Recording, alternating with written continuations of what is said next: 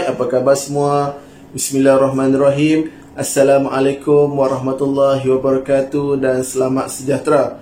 Baiklah, bertemu kembali kita untuk belajar bersama-sama Bahasa Melayu Sekolah Rendah. Jom belajar Bahasa Melayu tahun 5 Sekolah Jenis Kebangsaan. Baiklah, untuk pengetahuan adik-adik sekalian, kita masih dalam tema yang kedua, iaitu perpaduan tunjang keharmonian. Dan kita juga masih dalam unit yang keempat, iaitu bersama-sama pupuk perpaduan.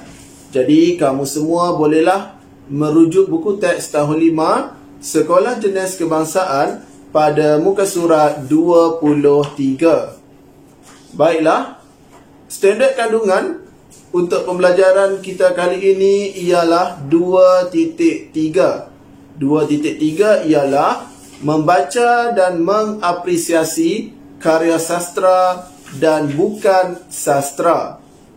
Seterusnya, standard pembelajaran pula yang kita akan belajar kali ini merupakan kandungan asas dalam dokumen penjajaran kurikulum versi 2.0 bagi subjek Bahasa Melayu tahun 5 Sekolah Jenis Kebangsaan, iaitu dalam kemahiran membaca 2.3.1. Standard pembelajaran 2.3.1 ialah membaca dan menganalisis kandungan teks karya sastra dan karya bukan sastra untuk membuat rumusan. Seterusnya, objektif pembelajaran kita pula ialah murid-murid dapat membuat rumusan berdasarkan cerita Bersatu Teguh. Baiklah adik-adik sekalian, jom kita lihat gambar apa ini. Ini merupakan gambar kucing dan gambar anjing. Di bahagian tengah pula merupakan gambar cat dog. Ini merupakan cerita kartun yang agak popular satu ketika dahulu.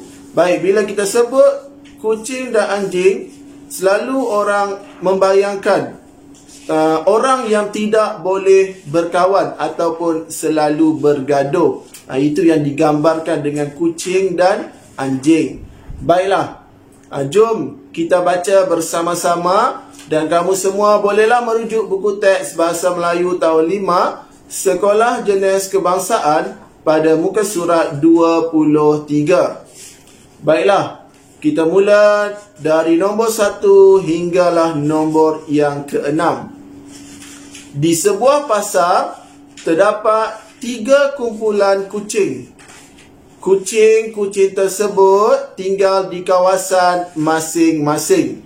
Ketua mereka terdiri daripada si hitam, si gebu dan si manja. Seterusnya, sebagai ketua, mereka bertanggungjawab menjaga anak buah sendiri. Setiap hari, mereka akan mencari makanan di pasar. Ketiga-tiga kumpulan kucing itu selalu bekerja sama. Mereka tidak mementingkan diri sendiri dan tidak curiga mencurigai. Mereka juga bersikap jujur dan tolong menolong. Di hujung pasar itu juga terdapat seekor anjing yang garang. Si Salak namanya. Setiap hari si Salak akan menceroboh kawasan si hitam, si gebu dan si manja. Si Salak akan merampas makanan yang dikumpulkan oleh mereka. Ketiga-tiga kumpulan kucing tersebut sudah tidak tahan lagi dengan perbuatan si Salak. Si hitam yang lebih tua telah memanggil semua anggota keluarga kucing untuk berkumpul. Kita perlu bersatu menentang si Salak, tegasnya. Semua kucing bersetuju dengan cadangan si hitam. Mereka membuat benteng dan menyerang si Salak. Akhirnya si Salak berjaya dihalau ke tempat lain. Kehidupan mereka aman dan harmoni. Baiklah, berdasarkan petikan ataupun teks yang telah kita baca sebentar tadi, kita perlulah mencari apakah sikap yang terdapat pada kucing tersebut. Baik, kita tengok bahagian nombor 2 iaitu sebagai ketua, mereka bertanggungjawab menjaga anak buah sendiri. Setiap hari mereka akan mencari makanan di pasar. Dalam bahagian ini, apa yang kita boleh rumuskan? Mereka mempunyai sikap bertanggungjawab. Baik, seterusnya bahagian nombor ketiga ataupun nombor 3. Ketiga-tiga kumpulan kucing itu selalu bekerja sama. Mereka tidak mementingkan diri sendiri dan tidak curiga mencurigai. Mereka juga bersikap jujur dan tolong menolong. Bahagian ini terdapat banyak sikap yang baik yang boleh kamu gunakan nanti untuk membuat rumusan. Baik, antaranya bekerjasama, kemudian tidak pentingkan diri, tolong menolong serta jujur. Baiklah, lebih kurang ada 4 sikap yang baik yang boleh kamu guna untuk membuat rumusan sebentar nanti. Baik, ini yang kamu boleh gunakan untuk membuat rumusan. Berdasarkan cerita sikap ketua kucing, apakah sikap yang terdapat pada ketua kucing? Sebentar tadi cikgu telah bagi tahu sikap yang terdapat pada ketua kucing ialah bertanggungjawab. Baiklah, selain itu, watak-watak yang terdapat dalam cerita, maksudnya sikap yang terdapat pada kucing yang lain, apakah sikap baik yang boleh dibuat ataupun diisi pada bahagian rumusan?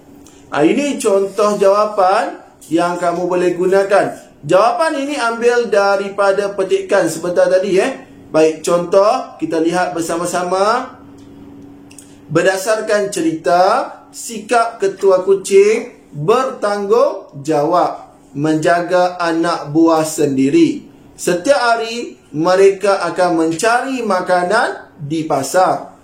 Kemudian, selain itu, watak-watak yang terdapat dalam cerita selalu bekerja sama. Mereka tidak mementingkan diri sendiri dan tidak curiga mencurigai. Mereka juga bersikap jujur dan tolong menolong. Jawapan ini ambil dari bahagian mana? Yang nombor 2 dan nombor 3. Jadi di situ terdapat jawapan yang boleh kamu gunakan untuk membuat rumusan. Baiklah, seperti biasa, ini ada kod QR yang boleh kamu imbas untuk pergi ke pautan kuis yang telah disediakan. Dalam kuis nanti, kamu perlu tulis semula rumusan seperti yang cikgu tunjukkan ataupun bacakan sebentar tadi. Jadi tulis semula supaya lebih faham dan lebih ingat bagaimana cara untuk mencari sikap yang terdapat dalam petikan.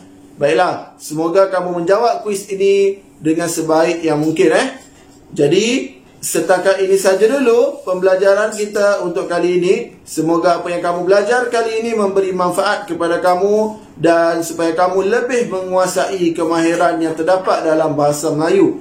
Semoga kita berjumpa lagi dalam pembelajaran yang akan datang. Sekian, terima kasih. Bye-bye.